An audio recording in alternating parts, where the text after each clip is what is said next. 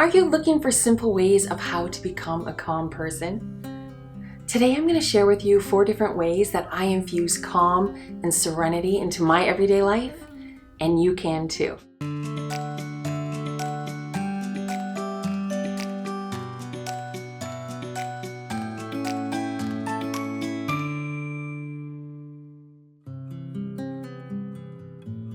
One of the best ways of bringing more calm into your everyday life is to be present. Now, there are little ways that you can be present in your everyday life that you don't even realize. For example, one thing I did every morning, which I stopped doing, was this. I would be brushing my teeth, organizing things for my bag, and making my bed at the same time. I was doing 3 things at once, and none of them were being done well. I don't think I was brushing my teeth very well. The bed didn't quite look great, and I wasn't getting everything in the bag that I needed. So what I do is, when I'm brushing my teeth, I brush my teeth. And then when I'm done, I make my bed. So even if you can tweak little actions like that in your day, you'll find that it calms you down. And being present is also about things that give you ease in your everyday life, like making a point of showing up somewhere a little earlier so you're not rushed. Putting it in your head that you have to be here 15 minutes before you're supposed to be there, and aim for that time instead of the time something starts. So you can show up somewhere breathing easy, not rushed, trying to find a location or parking or getting people organized.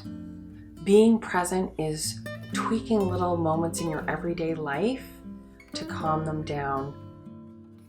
Being present is also about being very present with people when you're having conversations. It's not running ahead in your mind to what you're going to say next in the conversation. It's truly listening to what the other person has to say and concentrating on them and being fully invested in what they're saying.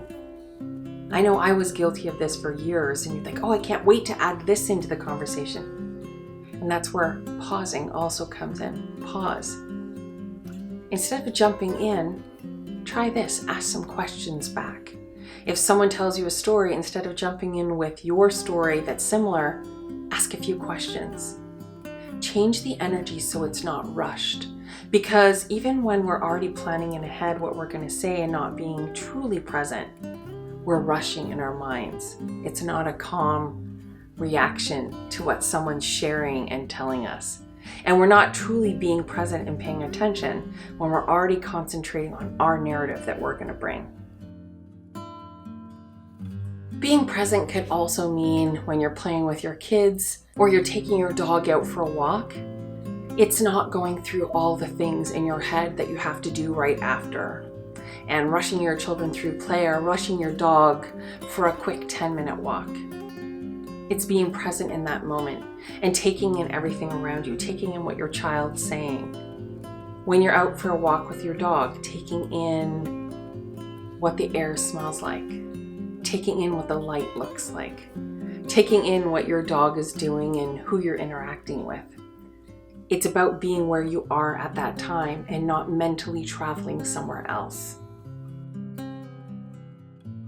One of the most important things you can do to bring calm into your world is to practice self-care. And this means putting yourself first. And I don't mean in a selfish me kind of way and forget everybody else. More in a, I need to put myself first in order to help my loved ones, in order to be present for them, in order to help my children, my partner, my friends. We need to strengthen ourselves, mind, body, and soul, and know when we're burning out and when we need to be refueled in order to show up as our best self for our loved ones around us. Self-care can be in your life in so many different ways.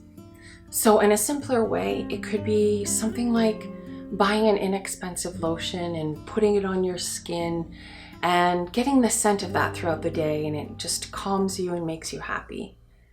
It might be having a latte in the afternoon and sitting in the sun and really appreciating it. But you might want to plan for something bigger and realize, I want to get a bike one day. I want to get a kayak. That's going to bring me calm into my life. Start playing in your mind with a mental checklist of what you need to do and then start writing it down. If the excitement about going on the trip of a lifetime is going to bring you peace and calm and something to look forward to for weeks and the year to come, start doing your research and start looking into this trip. Start planning, and what do you need to make this trip happen? What do you need to save? Do you need a passport? What are the flights like? Things like that. So what if, even if it's a lotion, a kayak, or a trip, no matter the size of the energy or the activity that you want to bring into your life that's a form of self-care, have a meeting with yourself and ask yourself, how do I bring this into my life? How do I bring this energy, this calming, beautiful energy into my life on a daily basis so that it can happen, so that I can find that calm and that beauty in my life on a regular basis. Part of self-care is knowing when to say yes and knowing when to say no. Part of my everyday habit has been, if I've done too much, do I know when it's time to stay home? If I've not gone out enough, is it time to break some habits and go out? Do I need more of something or do I need less? Do I need more meditative walks on the beach or do I need more concerts? It's knowing that balance in your mind and realizing something's out of whack. I need more energy or I need more calm. I always like to say to my friends, and they all know this about me, I need to go have a meeting with myself. And that's when you literally have to sit down and start weighing things and seeing, what do I need more of in my life? What do I need less? It's saying to someone when you've gone out too much and you're feeling a little burnt out, I'm really sorry, I'm busy tonight. And busy could very well mean sitting in your favorite pajamas and your comfiest socks with a bowl of snacks, watching a movie, or reading a book, or doing nothing. We have to get past the point that doing nothing is seen as something negative. Staying home and doing nothing can also be recharging. And that's very calming for your nervous system, because when we're go, go, go, we're not giving our mind, body, and soul time to rest. Self-care could be something as simple as, with your partner, making a deal that one of you is going to take the kids for a walk and a bike ride and let the other one have an hour to do whatever he or she wants in that time. Be it something like an errand or be nothing at all, and then switch. It's creating mindfully those moments of calm in your day that you wouldn't get any other way unless you planned it. Self-care might involve jotting down some names of people that you want to get back in touch with and sending them a message or calling them. It might mean catching up on your favorite shows or movies that you've been meaning to do but haven't, and setting that priority time aside to do what you want to do. So wherever you are in life, what is on your self-care list? And if you don't have one mentally, start thinking about it and write it down. Write down what you'd like to do this week, this month, this year, and start incorporating those self-care ideas into your world on a daily basis. One of the most important ways to become a more calm person is to pause. Pause before you overreact to a situation. For example, if you got an email that just set your blood boiling, maybe it's from work, maybe it's about an association or something you're on with a rule and regulation, pause. Before you fire off an angry email or get all upset about it, pause. Close the email. Leave it. Don't respond to it right away. Wait until you calm your energy down to respond to something that is getting you very worked up. The same thing with social media. You know, there are trolls online. Don't reply. Pause. Just stop. Come back to it later. Check in with yourself later and see where you are at with your emotions, your anger level. Try to bring that level down. Reply when you're calm. Reply when your energy is where you want it to be. Don't feed off someone else's energy who's invaded your space, who's invaded your calm world that you've created. Try to bring that level down. Don't let somebody else have your energy. Don't let somebody else determine your mood. I always say, do not let somebody else's energy determine your mood or your madness. Don't give your energy away. One of the easiest ways that I infuse calm into my everyday world is by spending time in nature.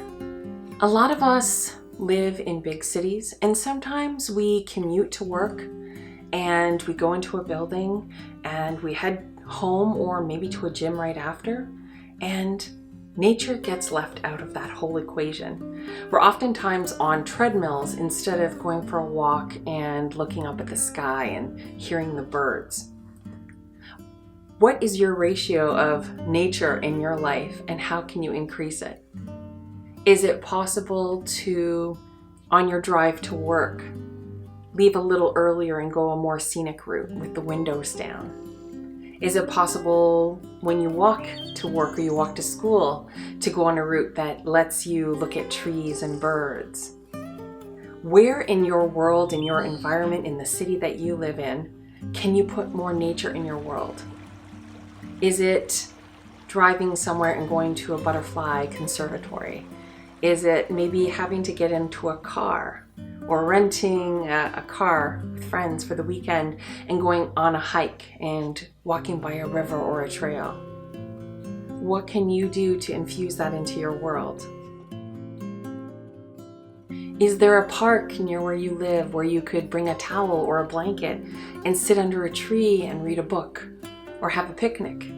And that picnic could be something as simple as bringing a sandwich and an apple with you, or a snack. Can you listen to music?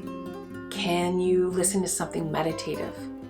Or can you simply have a nap and fall asleep to the sounds of birds chirping and wind rustling in the trees? Depending on the season, ask yourself, when was the last time that you had your bare feet in nice, cool grass? And when you're able to, depending on the temperature, make sure you make a point of doing that so you ground yourself to Mother Earth, so you can feel that calming connection to our Earth, to this planet. It's so important to do things like that. Or do you live somewhere near a beach? When was the last time that you felt your toes in the warm sand? Or dipped them in the lake or the ocean or the stream near you? If you have nature spots near you that you have not visited in a long time, make a pact with yourself that you're going to do so. I have a friend who I was recently talking to, and through all of this self-isolation with COVID-19, she discovered parts of her neighborhood she had never seen before, and she was sharing all these wonderful pictures of a creek, of art on garage doors. Where can you explore in your own neighborhood that you haven't seen yet, that you haven't discovered? When you close your eyes and you listen to nature, it is a free meditation. It could be something as simple as being in a downtown location and there's a fountain. And if you close your eyes, you will feel the breeze on your face and hear the trickling water. It may not be an ocean, a lake, or a stream or a brook, but it is your form of nature. So whatever it is, make it work for you so that you can bring that calm into your life every day. One thing that I've really loved doing is walking around my neighborhood and seeing the different trees blossoming.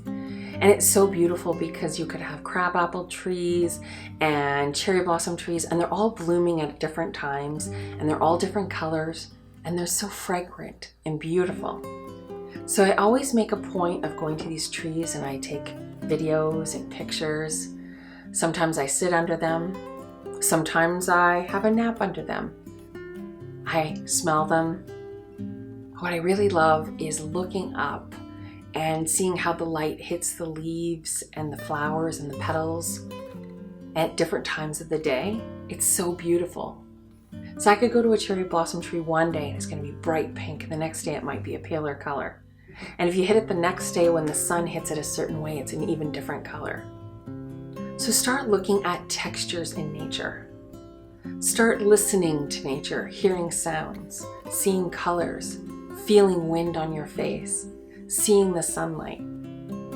Calm down and quiet down and start paying more attention to the nuances and the little pieces of art that a tree or a bird is presenting to you when you go for these walks.